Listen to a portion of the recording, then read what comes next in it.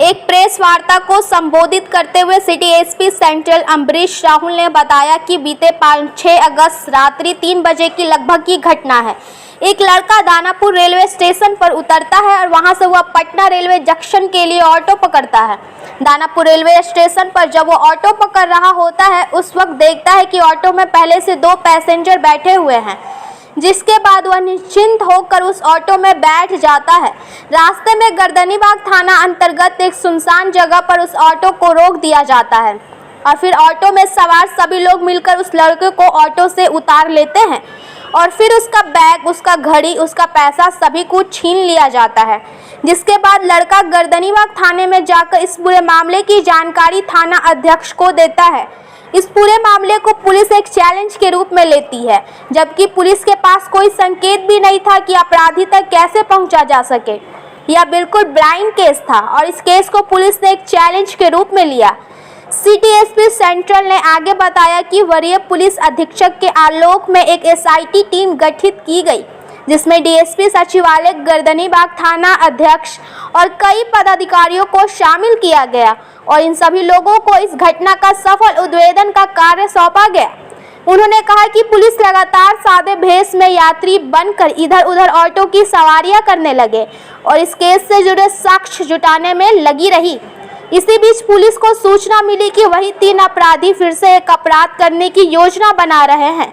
फिर क्या था, पुलिस ने एक जाल बिछाया और इसके तहत इन तीनों अपराधियों को ऑटो सहित गिरफ्तार कर लिया गया। जब गिरफ्तार अपराधियों को थाने ले जाकर सख्ती से पूछताछ की गई, तब गिरफ्तार अपराधियों ने अपना अपराध स्वीकार किया। अपराधियों के निशानदेही पर लूटे गए सामान बरामद कर लिए गए। इस क्रम में अपराधियों ने लूटे गए मोबाइल को किसी के हाथ बेच दिया था। पुलिस ने उस अपराधी को भी मोबाइल के साथ गिरफ्तार कर लिया जिसने यह चोरी का मोबाइल खरीदा था।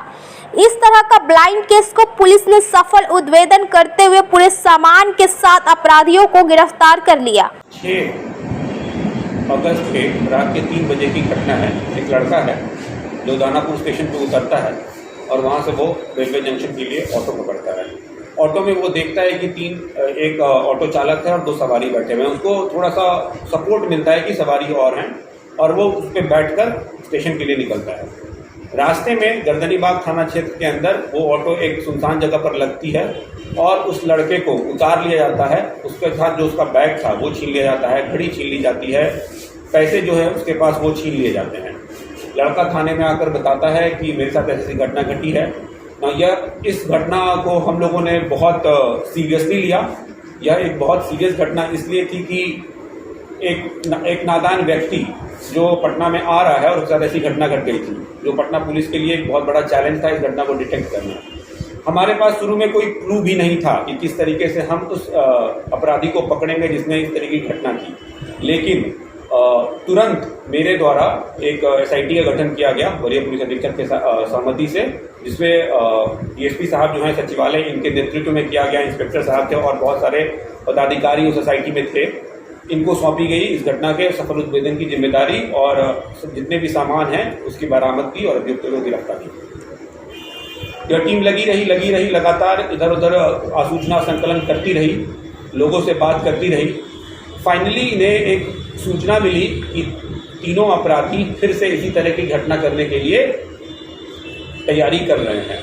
इनके द्वारा घेर कर छापेमारी की गई और तीनों जो हैं ऑटो के साथ बरामद हो गए। उनको थाने पर लाया गया, उनसे कड़ी पूछताछ की गई। उन्होंने अपने घटना में संलिप्तता स्वीकारी कि हाँ, मेरे द्वारा यह सारा घटना किया गया था और उनके निशानदेही पर सारे का सारा सामान बरामद हो गया।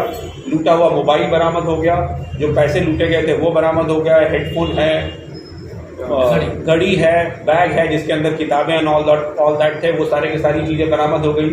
इनके द्वारा घड़ी को एक लड़के के पास बेच दिया गया था, मोबाइल को बेच दिया गया था, तो उस लड़के को भी हमने मोबाइल के साथ बरामद कर लिया है।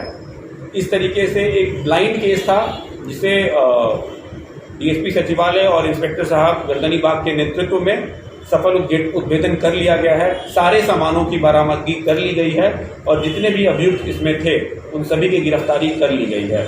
और इसलिए मैं इस टीम को बहुत बहुत बधाई देना चाहूँगा कि उनके सफल मेहनत से यह इस घटना का सफल उद्भेदन हो सका। ये अपराधी इसी क्षेत्र में सक्रिय थे या और भी क्षेत्र में लूटपाट किए?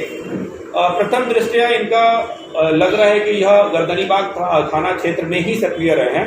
एक बात मैं और बताना चाहूँगा कि जब हमने ऑटो की तलाशी ली तो उसमें हमें गांजा भी मिला, और फिर जब पूछताछ की गई तो इनके द्वारा स्वीकार किया गया कि ये छोटी छोटी चोरी, लूट की घटना और गांजा बेचने के व्यवसाय में सम्मिलित रहे हैं और इस तरह के आपराधिक घटना पूर्व में करते रहे। सर, इन अपराधियों को पकड़ने के लिए पुलिस को कहीं ना कहीं ऑटो सवारी करनी पड़ी हो, क्या कुछ था, कितनी मशक्कत करनी पड़ी? पुलिस जो है लगातार 2-3 दिन से हर ऑटो के पीछे लगी हुई थी। जो भी इस रूट में ऑटो चल रहा है उसको बारीकी से देखा जा रहा था। सफ़ेद कपड़े में, सिविल कपड़े में हम लोग ऑटो पे बैठ के सवारी कर रहे थे, पूछताछ कर रहे थे कि कहीं से कोई क्लू मिल जाए कि कौन से ऑटो के साथ यह घटनाक्रम हुआ है। ये सब सामान बरामद कहाँ से हुआ? उसके घर से बरामद हुआ है ना? हाँ, सब तीनों के घर से कुछ चीज़ें बरामद हुई है। सर, कुछ की गिरफ्तारी कहाँ से हुई? इन लोगों की गिरफ्तारी जो है वो जब ये लोग ऑटो में ट्रैवल कर रहे थे तो इनको फिर से जब ये दोबारा घटना करने के लिए ऑटो के थ्रू जा रहे थे तो हमने इन्हें ऑटो के साथ बरामद किया। सर, कुछ साल पहले की बात कर ली जाए तो इस तरह का जो ऑटो चालक थे, ऑटो चालक बन जाते थे, अपराधी इस तरह की घटना को अंजाम देते थे, तो उस समय जो पुलिस अधिकारी थे, एक नया आदेश पारित हुआ था कि जो भी ऑटो चालक जिस क्षेत्र में रहते हैं, चलाते हैं, तो ऑटो के पीछे कोडिंग का सिस्टम था, लेकिन अब वो बंद हो चुका है। उस पर भी अमल करिएगा क्या आप लोग? क्योंकि उस समय ये कोडिंग सिस्टम की वजह से कई मामलों का उद्भेदन हो चुका है। इसके बारे में जानकारी नहीं है मुझे, मैं इसके बारे में जानकारी प्राप्त कर लेता हूं और अगर ये इससे फायदेमंद है तो इसको जरूर इम्प्लीमेंट कराया जाएगा। कल एक सिपाही बिना वर्दी के